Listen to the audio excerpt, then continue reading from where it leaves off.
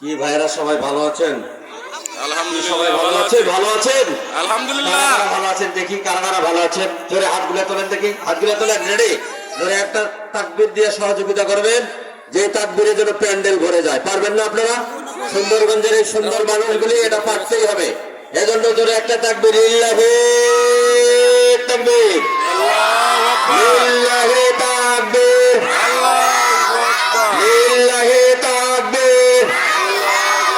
আল কোরআনের আলো ঘরে জালো সারা বিশ্বে জালো, কোরআনের আলো লিল্লাহি তাকবীর। আল্লাহু আকবার কোরআন হাদিস যেখানে, আমরা আছি সেখানে কোরআন হাদিস নাই যেখানে, আমরা নাই সেখানে জুয়ার আড্ডা যেখানে, আমরা নাই সেখানে নারী ধর্ষণ যেখানে, আমরা নাই সেখানে জেনা ব্যভিচার যেখানে, আমরা নাই সেখানে লিল্লাহি তাকবীর। আল্লাহু আকবার মারহাবা। আলহামদুলিল্লাহ আলহামদুলিল্লাহ নাহমাদুহু ওয়া নাস্তাঈনুহু ওয়া নাস্তাগফিরুহু ওয়া নু'মিনু বিহি ওয়া নাতাওয়াক্কালু আলাইহি ওয়া নাউযু বিল্লাহি মিন শুরুরি আনফুসিনা ওয়া মিন সাইয়্যাতি আ'মালিনা। من يهده الله فلا مضل له ومن يضلله فلا هادي له ونشهد أن لا إله إلا الله وأشهد أن محمدا عبده ورسوله الذي أرسله بالهدى ودين الحق بشيرا ونذيرا وداعيا إلى الله بإذنه وسراجا منيرا. فقد قال الله تعالى في كلامه المجيد وفرقانه الحميد. فأعوذ بالله من الشيطان الرجيم. জবান খুলে সবাই পড়েন, أعوذ بالله من الشيطان الرجيم. بسم الله الرحمن الرحيم. أجعلتم سقاية الحاج أجعلتم سقاية الحاج وإمارة المسجد الحرام وعمارة المسجد الحرام كمن آمن بالله واليوم الآخر وجهد في سبيل الله لا يستطيعون عند الله والله لا يهدي القوم الظالمين.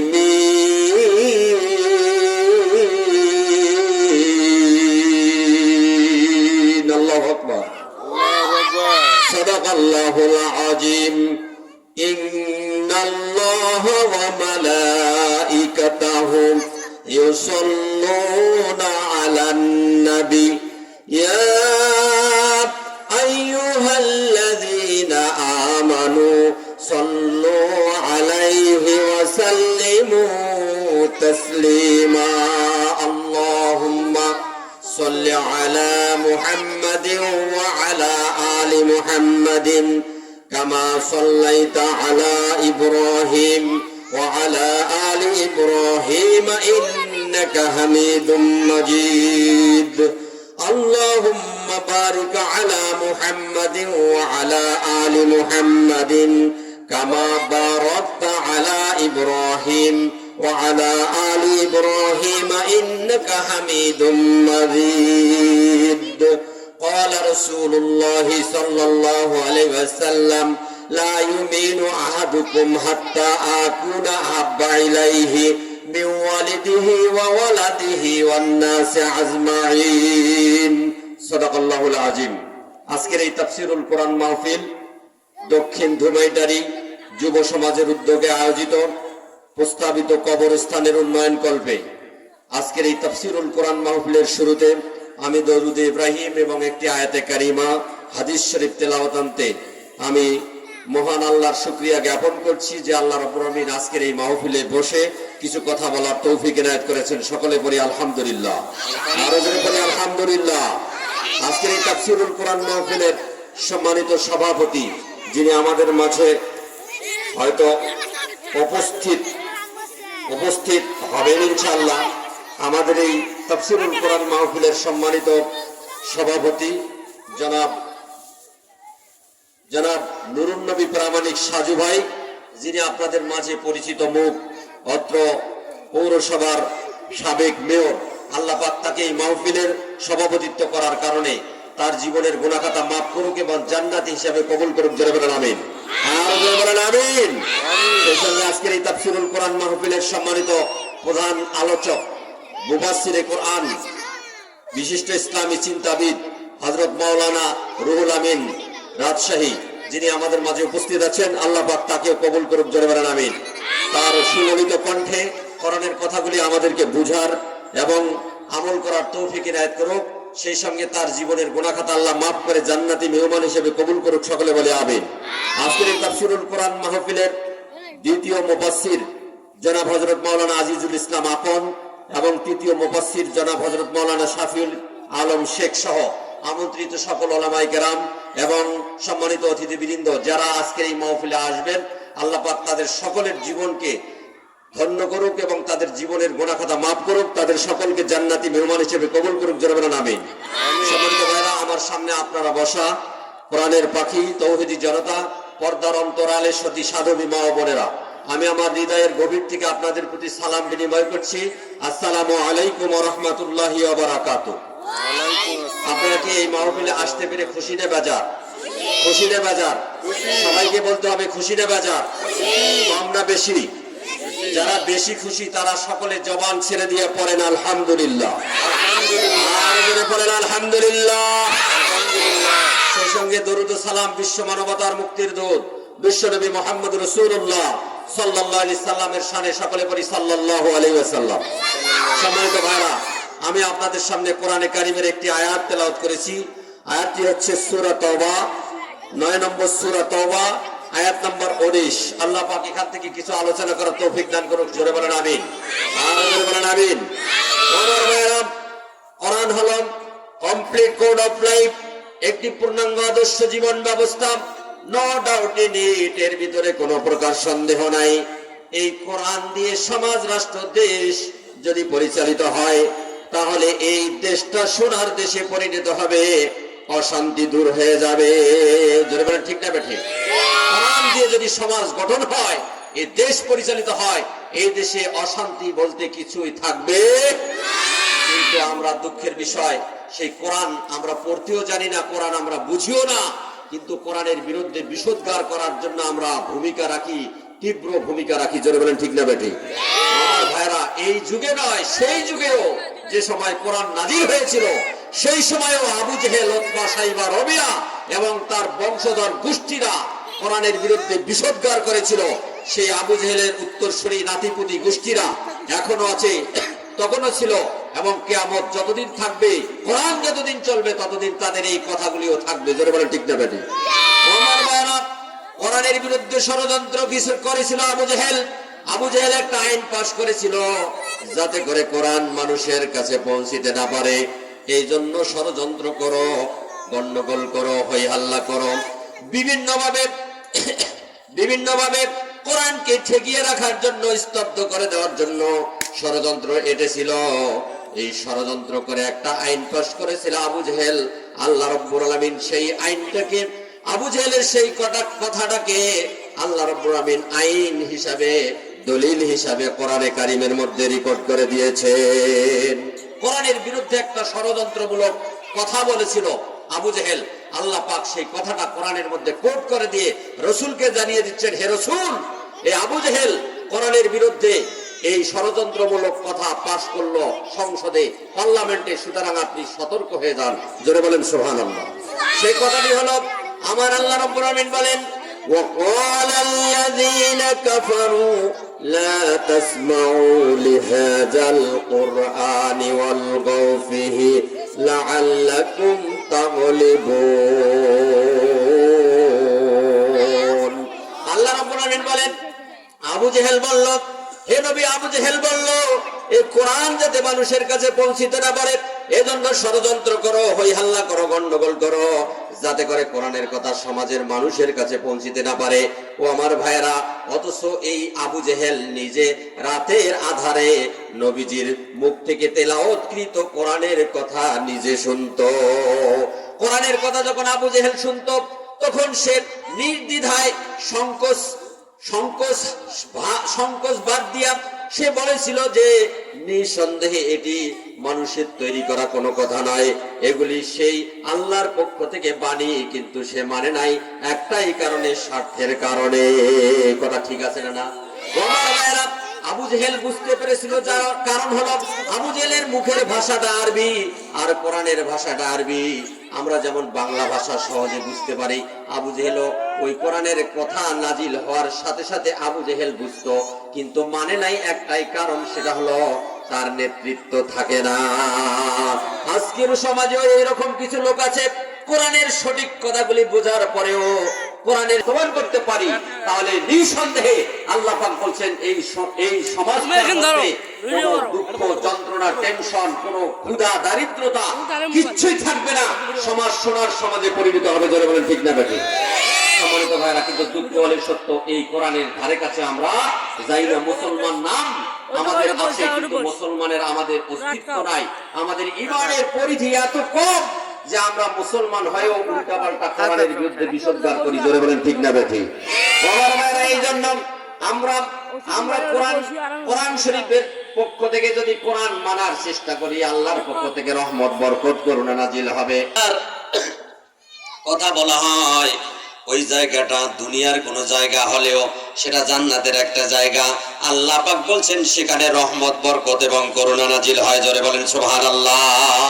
কোরআন যেখানে আলোচনা হয় সেখানে আল্লাহর রহমত, বরকত এবং করুণা নাজিল হয়। কিন্তু আমরা কপাল পরা মুসলমান, আজকেও দেখেন কোরআনের মাহফিলের জন্য আহ্বান করা হয়েছে, আজকে চায়ের স্টলে এবং বিভিন্ন দোকানে, খামারে আমরা ব্যস্ত হয়ে আছি, কোরআনের আহ্বানে এখানে ডাকা হয়েছে, আমরা সেদিকে খেয়াল করতেছি না। জোরে বলেন ঠিক না বেঠিক? আমরা কপাল পরা মুসলমান। তাই আসুন, যারা বাইরে রয়েছেন দ্রুত গতিতে চলে আসেন। কোরআন আপনারা শুনলে আপনাদের আল্লাহর পক্ষ থেকে রহমত, বরকত, করুণা আপনারা প্রাপ্ত হবেন এবং আপনাদের ভাগ্যের দ্বার উন্মুক্ত হবে। জোরে বলেন সুবহানাল্লাহ। আরো জোরে বলেন সুবহানাল্লাহ। আমি যে আয়াতখানা তেলাওয়াত করেছি এটি হচ্ছে সূরা 9 নম্বর সূরা তাওবার 19 নম্বর আয়াত। আল্লাহ রাব্বুল আমিন এখানে বলেছেন, আজআলতুম সিকায়াতাল হাজ্জি ওয়া ইমারাতাল মাসজিদিল হারাম। মসজিদুল হারাম মানে হচ্ছে কাবা ঘর। এই কাবা ঘরের দায়িত্ব রক্ষণাবেক্ষণ যারা করছিল তারা একসময় অমুসলমান ছিল, কাফিরও ছিল। কাফির এবং অমুসলমান মুশরিকরা এই কাবার চাবি তাদের হাতে ছিল। আব্দুল্লাহর সন্তান আব্বাস রাদিয়াল্লাহু তাআলা আনহু তখনও ইসলাম গ্রহণ করেন নাই, তার হাতে ছিল। আব্দুল মুত্তালিবের হাতে ছিল, অন্যান্য আরো কাফিরদের হাতে এই কাবার রক্ষণাবেক্ষণের চাবি এবং তার দায়িত্ব ছিল তাদের হাতে। এই সময় তারা অহংকার করে বলছিল যে আমরা যুগে যুগে যত হাজি পৃথিবীর বিভিন্ন আনাচে কানাচে থেকে এই কাবার চত্বরে আসে, তাদেরকে আমরা পানি পান করাই, তাদের আমরা দেখাশোনা করি, আর কাবার রক্ষণাবেক্ষণের দায়িত্ব আমরা নিজেরা পালন করি। সুতরাং আমরাই হচ্ছি 1 নম্বর আল্লাহর বান্দা, ঈমানদার। এরা দাবি করছিল, তারা মনে করছিল যে এই কাবার রক্ষণাবেক্ষণের দায়িত্ব, কাবার আমাদের কাছে চাবি এবং কাবার ওলি মোতাওয়াল্লি আমরা হওয়ার কারণে আমরাই হচ্ছে আল্লাহর কাছে সবচাইতে প্রিয় বান্দা। তারা দাবি করছিল, কিন্তু এরা যে মুশরিক ছিল, এরা যে এই মূর্তি পূজা করত, 360টি মূর্তি সেদিন কাবা ঘরের চত্বরের মধ্যে ছিল, আর সেই মূর্তিদেরকে সেই পূজা করত। এরা আল্লাহর সঙ্গে অংশীদার সাব্যস্ত করার পরেও নিজেকে আল্লাহর বান্দা হিসেবে দাবি করতো। জোরে বলেন ঠিক না বেটি? সম্মানিত ভাইরা, আসলে এরা হচ্ছে বোকা, বোকার সঙ্গে বাস করে। আল্লাহ পাক বলছেন, ইন্না শিরকা লা যুলমুন আযীম, সবচেয়ে বড় জুলুম হলো শিরক করা, অর্থাৎ আল্লাহর সাথে অন্য কাউকে অংশীদার সাব্যস্ত করা। আল্লাহ এক না হয়ে 3জন 4জন এরকম অংশীদার সাব্যস্ত করার নাম হলো শিরক। যারা আল্লাহর সাথে অন্য কাউকে অংশীদার সাব্যস্ত করে তারা হলো মুশরিক। আর এই মুশরিকদের মধ্যে অন্তর্ভুক্ত ছিল এই আরব জাহানের কিছু লোক, যারা মসজিদে হারামের মোতাওয়াল্লি বা ওলির দায়িত্ব পালন করেছিল। তারা দাবি করেছিল যে আমরাই একমাত্র আল্লাহর প্রিয় বান্দা। সম্মানিত ভাইরা, আল্লাহ পাক তাদের এই দাবিকে ক্যান্সেল করে দিয়েছেন পরের আয়াত দিয়ে। আল্লাহ রাব্বুল আলামিন বলেন, যারা এরকম দাবি করছিল হাজীদেরকে পানি পান করানো আর হাজীদের জন্য কাবার চত্বরে রক্ষণাবেক্ষণ, ওলির দায়িত্ব, মোতাওয়াল্লির দায়িত্ব পালন করাকে যারা নিজেদের পক্ষে ঈমানের দাবি করত, আল্লাহ পাক তাদের বলেন, কামান আমানা বিল্লাহি ওয়াল ইয়াউমিল আখির ওয়া জাহাদা ফি সাবিলিল্লাহ।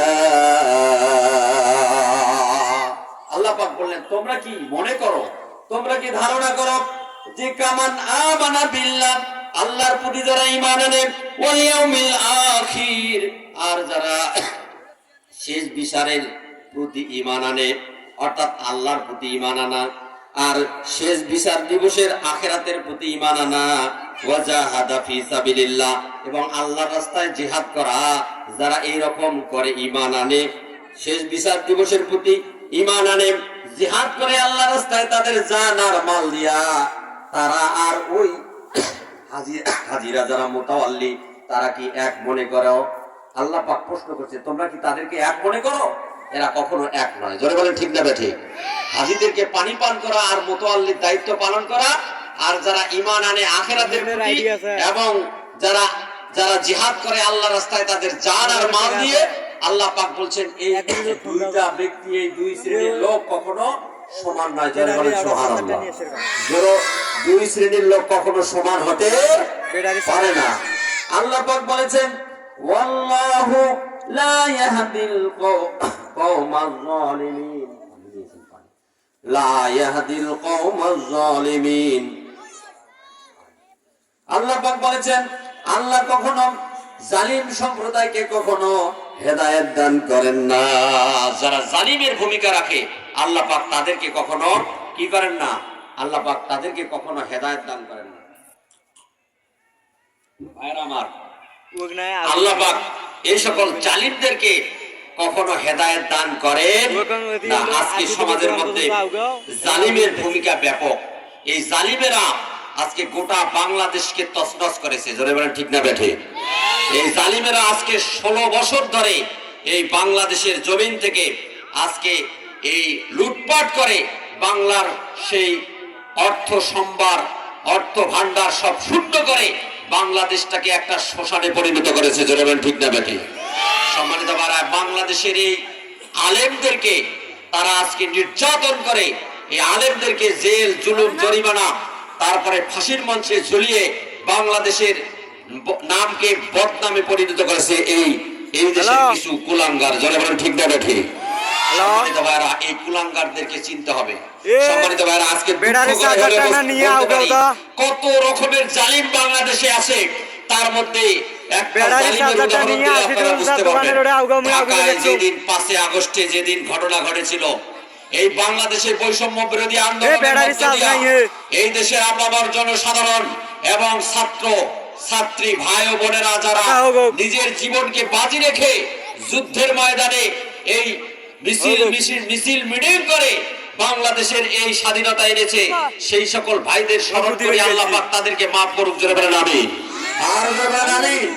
আমার ভাইরা, দুঃখ করে বলি, একজন ভাইয়ের দৃশ্য আমি আজকে মোবাইলে দেখলাম, আগেও দেখেছি, আজকে আবার নতুন করে দেখেছি।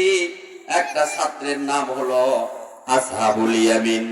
আসহাবুল ইয়ামিন একটা ছেলে, যুবক একটা ছেলে, খুব সুন্দর চেহারা, এত সুন্দর দাড়ি, কি সুন্দর চেহারা, ফুটফুটে চেহারাটা খুব সুন্দর। এই ছেলেটা আন্দোলনে গিয়েছিল আর তাকে গুলি করেছিল পুলিশে। পুলিশ গুলি করার পর সাজোয়া ভ্যানের মধ্যে তাকে তুলে নিয়েছে। পুলিশের ওই যে সাজোয়া বা গাড়িগুলি, সাজোয়া গাড়ির মধ্যে এই ভাইকে নিয়েছেন। এই ছেলেটা তখনও জীবিত ছিল। ফুটপথে যখন রাস্তায় ওই যে রাজপথে যখন ওই ভাইটাকে জীবিত অবস্থায় তাকে উপর থেকে ফেলিয়ে দিয়েছে, রাস্তায় যখন ফেলিয়ে দিয়েছে, তার পাটা ওই সাজোয়া গাড়ির টায়ারের মধ্যে চাকার সঙ্গে লেগেছিল। এরপরে আরেকজন পুলিশ অফিসার, ও আমার ভাইরা, এই কুলাঙ্গারের নাম এখানে পেয়েছি। এই কুলাঙ্গার হলো শহীদুল ইসলাম, পুলিশের সাবেক অতিরিক্ত পুলিশ সুপার শহীদুল ইসলাম। এই নির্মম নিষ্ঠুর পাষাণ হৃদয়ের এই পামর, এই নিষ্ঠুর সীমার কি করলো, ওই ছেলেটা তখনও জীবিত ছিল, উপর থেকে ফেলে দিয়েছে রাস্তায় ফেলে দেওয়ার পর তার জীবনটা তখনও বেঁচে ছিল। এরপরে তাকে টেনে হেসড়ে রাজপথে আবার সরিয়ে দেয়। আর একজন এসে তাকে ওই যে মাঝখানে ডিভাইডার যে থাকে, রাস্তার ডিভাইডার, এই রাস্তার ডিভাইডারটা পার করে উপর থেকে ফেলিয়ে দেয়। তখনও ভাইটা আমার জীবিত ছিল, কিন্তু এত নিষ্ঠুর ছিল এই বদমাইশেরা, তাকে শেষ পর্যন্ত এই হাসপাতালে নেওয়ার কোনো সুযোগ দেওয়া হয় নাই। এরপরেও গুলি করে নিশ্চিত তাকে হত্যা করে ফেলেছে। এত নিষ্ঠুর দৃশ্য আর কোনো মানুষ দেখলে ঠিক থাকতে পারে না। জোরে বলেন ঠিক না ঠিক? আর আমার একজন ভাই তখনও জীবিত ছিল, চিকিৎসা করলে সে বেঁচে যাইতো, হয়তো বা আল্লাহ পাক তাকে হয়তো বেঁচে রাখতেন। কিন্তু এই নিষ্ঠুর, এই পামর, এই সীমারেরা আজকে জুলুম করে এই আসহাবুল ইয়ামিন নামক এই ছাত্রকে তারা নিষ্ঠুর ভাবে হত্যা করেছে। সম্মানিত ভাইরা, এই শুধু একটাই নয়, যে ভাইটি পানি পানি বলে মানুষের কাছে, ওই আন্দোলনরত ছাত্রদের কাছে পানি পানি বলে চিৎকার করেছিল মীর মুগ্ধ, ওই যে মাহফুজুর রহমান মীর মুগ্ধ, যে ছেলেটি সুন্দর সুন্দর চেহারা, দাড়ি খোঁচা খোঁচা, খুব সুন্দর, সে বলছিল পানি লাগবে, পানি লাগবে। এই দৃশ্য দেখেছি, সেই পানি লাগবে বলতে বলতেই নিষ্ঠুর এই পুলিশ বাহিনীর কিছু কুলাঙ্গার, কিছু স্বৈরাচার এমন ভাবে তাকে গুলি করলো আর সেখানেই ঢলে পড়লো। এই ভাইটা শহীদ হয়ে গেল। জোরে বলেন ঠিক না ঠিক? শুধু তাই নয় আমার ভাইরা, আমাদের রংপুরের এই কৃতি সন্তান আবু সাইদ ভাই যেভাবে বুক পেতে দিয়েছিলেন, এই যুবক সন্তানটা বুক পেতে দিয়েছিলেন, আর এই নিষ্ঠুর পামর সীমার এই পুলিশ তাকে গুলি করে হত্যা করলো। ভাইরা আমার, এই দৃশ্যগুলি ভোলার কথা নয়। গোটা পৃথিবী দেখেছে এই জানোয়ারদের দৃশ্য। জোরে বলেন ঠিক না ঠিক? সুতরাং এই দৃশ্য দেখার কারণে গোটা পৃথিবীর আজকে মানবতার পক্ষের মানুষেরা ফুঁসে উঠেছে। বাংলাদেশের তরুণ ছাত্র যুবক, আবার বৃদ্ধ বনিতা সকলে মিলে এমন ভাবে এদেরকে লাথি মেরেছে, এই স্বৈরাচার হাসিনা সহ তার মন্ত্রী পরিষদের সকল এমপি মন্ত্রী, 300 এমপি মন্ত্রী সহ সব বাংলাদেশ থেকে তাদেরকে আউট করে দিয়েছে, ডিলিট করে দিয়েছে। জোরে বলেন ঠিক না ঠিক? সুতরাং আজকে শাস্তি তাদের এই জন্য হয়েছে, তারা যে নিষ্ঠুর ভূমিকা রেখেছে। একজন মানুষ কখনো এরকম নিষ্ঠুরতা অবলম্বন করতে পারে? আমার মায়েরা, তোমরা মানুষ মারো, তোমার সন্তান যদি মারা যায় তাহলে তুমি বুঝতে কত মায়া। একজন পুলিশ অফিসার গুলি করেছিল, ওই গুলির মধ্যে একজন পুলিশ অফিসারের একটা সন্তানও ছিল আন্দোলনের মধ্যে। ভাইয়ের আমার, ওই গুলিটা বাইদা বাই বাপের গুলি অথবা অন্য যারই হোক একটা গুলি তার সন্তানের দেহের মধ্যে ঢুকে গেছে। সে যখন মৃত্যুর কোলে ঢলে পড়েছে, সন্তান যখন মেডিকেলের মধ্যে অর্থাৎ হাসপাতালের মধ্যে অনেকগুলি লাশের স্তূপের মধ্যে ছিল, আর ওই পুলিশ অফিসারটা সন্তানের খোঁজে ওই স্তূপের মধ্যে গিয়া যখন একটা একটা করে লাশ উল্টায়, সবগুলি দেখতেছে, দেখতে দেখতে এক পর্যায়ে গিয়া তার নিজের সন্তানটাকে খুঁজে পেয়েছে। ও আমার ভাইরা সঙ্গে সঙ্গে ফোন করেছে, স্যার আর কত গুলি লাগবে একটা সন্তানকে মারার জন্য? আমার সন্তানের বুকের মধ্যে 4টি গুলি লেগেছে, আমার সন্তান নিথর ভাবে পড়ে রয়েছে, দুঃখ করে কান্না করেছে। ও আমার ভাইরা, নিজের সন্তানকে গুলি করে হত্যা করে মেরে ফেলেছে। এরকম হাজারো মায়ের বুককে খালি করেছে এই স্বৈরাচার হাসিনা। যারা বলে ঠিক না বেটি? আজকে মায়া কান্না করে কিছু ব্যক্তি যারা বলে যে এই সব কথা কেন মাহফিলে বলা হয়। ও আপনি যদি মুসলমানের সন্তান হন তাহলে আপনার বিবেকের কাছে প্রশ্ন, আজকে বাংলাদেশের এই যে 3700 অর্থাৎ 3792 জন ব্যক্তি, ছাত্র জনতা, বিভিন্ন শ্রেণীর মানুষ, পেশাজীবী এবং কর্মজীবী সহ ছাত্র ছাত্রী 3792 জন মানুষকে হত্যা করলো। এটা লিস্টেড ভুক্ত। আরো জানি কতগুলি না জানা আছে, এরকম আছে না নাই? যেরকম আছে না নাই? তাহলে এই লোকগুলোকে যে মেরে ফেললো এর দায় দায়িত্ব কে নিবে? আজকে যার একটা সন্তান, সেই মায়ের বুকটা খালি হয়ে গেছে, সে আজকে যত দুনিয়ার সম্পদ দেন সে কি শান্ত থাকতে পারবে? যদি বলে শান্ত থাকতে পারবে? সম্মানিত ভাইরা, সুতরাং যারা এই কাজগুলি করেছে, আমরা দাবি করি আজকের এই মাহফিল থেকে এই সকল পামর, এই সকল জালিমদের বিচারের আওতায় এনে এদেরকে ফাঁসির কাস্টে ঝুলিয়ে দৃষ্টান্তমূলক শাস্তি আমরা দাবি করছি। জনগণ ঠিক না বেঠি? এর সাথে আপনার কি একমত? কারা কারা একমত? হাতগুলি দেখান দেখি, কারা কারা একমত? লিল্লাহি তাকবীর, লিল্লাহি তাকবীর। স্বৈরাচারের আস্তানা বাংলার জমিনে হবে না, স্বৈরাচারের আস্তানা। লিল্লাহি তাকবীর, মারহাবা। সম্মানিত ভাইরা, আজকে এই কথাগুলি বললে কয় রাজনীতি। আরে বানর কোথাকার! রাজনীতি কাকে বলে বোঝেন? রাজনীতি হলো শ্রেষ্ঠ নীতি। হকের কথাই হলো রাজনীতি। আপনি একজন মানুষ হিসাবে শ্রেষ্ঠ কথা বলবেন, সুন্দর কথা বলবেন, ভালো কথা বলবেন, আপনি অন্যায় কিছু বলতে পারেন না। জোরে বলেন ঠিক না বেঠি? আজকে হকের কথাগুলি হলো রাজনীতি। সম্মানিত ভাইরা, আজকে এই কথাগুলি বললে কেউ কেউ নাক ছিটকায়, কয় এগুলি কেন মাহফিলে? আরে মেয়ে, এগুলি না বলবে তুই কি সোনাবানের কেচ্ছা কাহিনী বলবে খালি? সম্মানিত ভাই, অন্যায়ের বিরুদ্ধে প্রতিবাদ করতে হবে, অন্যায়কে উৎখাত করতে হবে। এটা একজন আলেমের ভূমিকা হওয়া দরকার, একজন ইমানদারের দাবি হওয়া দরকার। যেরকম ঠিক না বেটি? আর যদি মেও মেও মেও মেও করেন তাহলে এটা তো অলবিহি ওয়া জালিকা আদাফুল ঈমান। এই হাদিসের মধ্যে আল্লাহ রাসূল বলেছেন, তোমাদের সামনে যদি কোনো অন্যায় হতে দেখো, এই অন্যায়কে প্রতিহত করার জন্য 1 নম্বর ইমানদারের যদি দাবি করো, তাহলে তোমার কাছে দাবি হলো তুমি হাত দিয়া অথবা শক্তি দিয়া ওইটাকে প্রতিহত করবে। এটা 1 নম্বর ইমানদারের দাবিদার। এইটা যদি না পারো, ফালামিয়াস্তাতে, এইটা যদি তুমি সক্ষম না হও, তোমার পক্ষে জালিমদের ভূমিকা, জালিমরা তোমাকে ঠেসে ধরবে, অন্যায় করবে, ক্ষতি করবে। তাহলে 2 নম্বর ভূমিকা হলো ফালামিয়াস্তাতে ফাবিলিসানিহি, মুখ দিয়া বলতে হবে এটা অন্যায়, এই অন্যায় প্রতিহত করার জন্য চেষ্টা করতে হবে ঐক্যবদ্ধভাবে।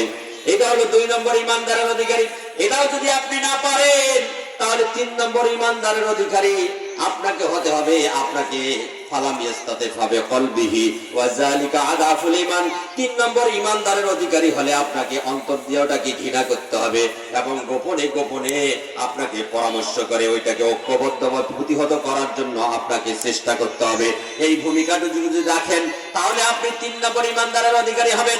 আর যদি এই ভূমিকাটুকু আপনি না রাখেন, তাহলে আপনি হলো ঈমানের কোনো স্তরেই থাকতে পারবেন না।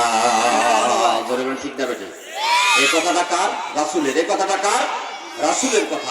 সুতরাং আজকে যারা মনে করে কিছু কিছু লোক আছে সুবিবাদ, কিছু কিছু লোক আছে বদমাইশ, এরা কি করে? হুজুর, আমরা তো খানকায় থাকি, আমরা তো মসজিদে থাকি, আমরা নামাজ পড়ি, আমরা রোজা করি, আমরা হজ করি, আমরা যাকাত দেই, আমরা ফতোয়ার বাড়িতে খাই, আমরা বিভিন্ন ধরনের ভালো কাজ করি, আমরা দেশ কোন দিকে যায় ওদিকে আমাদের টাকার বিষয় নাই। এরকম লোক আছে না? আছে না নাই? এরা হচ্ছে কাট্টা মুনাফিক। এই মুনাফিকরা যত ইবাদত করবে আল্লাহর কাছে এই ইবাদতের কোনো গ্রহণযোগ্যতা নাই। অন্যায় হতে থাকলে আপনাকে প্রতিহত করার জন্য 1 নম্বর ইমানদারের দাবি হলে প্রতিহত করতে হবে। এটাও না পারলে আপনাকে মুখ দিয়ে বলতে হবে, এটাও না পারলে আপনাকে অন্তর দিয়ে ঘৃণা করতে হবে এবং প্রতিরোধ করার ক্ষমতা বৃদ্ধি করতে হবে। 3টে স্তরের 1টা স্তরে যদি আপনি না থাকেন, আপনার যদি এই ক্ষেত্রগুলোতে ভূমিকা না থাকে, তাহলে নিঃসন্দেহে আপনি একজন মুনাফিক, আর আপনার ঠিকানা হবে জাহান্নামের নিম্ন স্তর। জোরে বলেন ঠিক না বেঠিক? আমরা কি সেই জাহান্নামে যেতে চাই? যারা যেতে চাই, আমরা কেউ এই জাহান্নামে যেতে চাই না। আল্লাহ পাক আমাদের কবুল করুক, আমরা যেন জান্নাতি মেহমান হতে পারি। সকলে বলি আমিন, আর বলে আমিন। ওমর রাদিয়াল্লাহু আল্লাহ পাক বলেছেন, ওই সময় কিছু লোক এইরকম ভালো কাজ করছিল, তাদের ঈমান ছিল না। তারা ভালো কাজ করছিল কি, হাজীদেরকে পানি পান করাইতো আর কাবার কেয়ারটেকারের ভূমিকা রাখতো, কাবার দেখাশোনা করতো। মানুষ যারা পৃথিবীর থেকে যাইতো, এই মানুষগুলার খাদ্য, পানি, বাসস্থান, চিকিৎসা ইত্যাদি ইত্যাদি সেবা করত। এইটাকে তারা মনে করত ঈমানের প্রথম স্তর। এইটা মনে করতো। আল্লাহ পাক বললেন, না না, তোমরা এই প্রথম স্তরের ঈমানদার ব্যক্তি নাও, বরং হলো ঈমানদার ওরা যারা ঈমান আনে আল্লাহর প্রতি, ওয়াল ইয়াউমিল আখির, এবং আখিরাতের প্রতি, ওয়া জাহাদা ফি সাবিলিল্লাহ, এবং আল্লাহর রাস্তায় যারা জিহাদ করে, তাদের আমওয়ালাহুম ওয়া আনফুসাহুম ওয়া আমওয়ালাহুম বিআমওয়ালিহিম ওয়া আনফুসিহিম, তাদের জান এবং মাল দিয়ে যারা আল্লাহর রাস্তায় জিহাদ করে, তারা আর ওই ব্যক্তিরা কখনো সমান নয়। আল্লাহ পাক বলেন, লা ইস্তাউনা ইনদাল্লাহ, ওই হাজীদেরকে পানি পান করা ব্যক্তি, রক্ষণাবেক্ষণকারী কাবা ঘরের এই ব্যক্তিগুলি আর যারা আল্লাহর রাস্তায় জিহাদ করে, যুদ্ধ করে, ঈমান আনে আখিরাতের প্রতি, এই ব্যক্তিরা কখনো দুই ব্যক্তিরা সমান নয়। কথা কি বুঝছেন ভাই? কথাটা কি বুঝতে পারছেন? মানে হাজীদেরকে পান করা আর কাবার চত্বরের দেখাশোনার দায়িত্ব যারা পালন করছে, তারা নিজেকে ঈমানদার বলে দাবি করছিল। আর আল্লাহ বলছেন, তোমরা ঈমানদার নও, বরং ঈমানদার হলো তারা যারা আমার প্রতি ঈমান আনছে এবং আখিরাতের প্রতি ঈমান আনছে, এবং যারা নিজেদের জান আর মাল বাজি রেখে আল্লাহর জমিনে আল্লাহর দ্বীনকে বাস্তবায়ন করার জন্য চেষ্টা করে, তারাই হচ্ছে ঈমানদার। তোমরা ঈমানদার নও। জোরে বলেন সুবহানাল্লাহ, আর বলেন সুবহানাল্লাহ। ও আমার ভাইরা, এরপরে আমার আল্লাহ রাব্বুল আলামিন বলেন, আল্লাযীনা আমানু ওয়া হাজারু ওয়া জাহাদু ফি সাবিলিল্লাহি বিআমওয়ালিহিম ওয়া আনফুসিহিম। আল্লাহ পাক বলছেন, যারা নাকি ঈমান এনেছেন, যারা ঈমান এনেছেন, হিজরত করে এবং জিহাদ করে আল্লাহ রাস্তায়, তাদের জান আর মাল দিয়া আল্লাহ রাস্তায় জিহাদ করে, আযামু দারাজাতান ইনদাল্লাহ, আল্লাহ পাক বলছেন তাদের জন্য আল্লাহর নিকটে মর্যাদা রয়েছে, আল্লাহর নিকটে বড় পুরস্কার রয়েছে। যারা আল্লাহর জমিনে আল্লাহর দ্বীনকে বাস্তবায়ন করার জন্য সর্বাত্মক প্রচেষ্টা চালায়, এদের জন্য আল্লাহ পাক বলছেন, আযামু দারাজাতান ইনদাল্লাহ, আল্লাহর নিকটে তাদের জন্য বড় পুরস্কার রয়েছে, মর্যাদা রয়েছে। যারা বলেন সুবহানাল্লাহ। আপনারা কি সেই মর্যাদা পেতে চান? ভাই, মর্যাদা কি পেতে চান?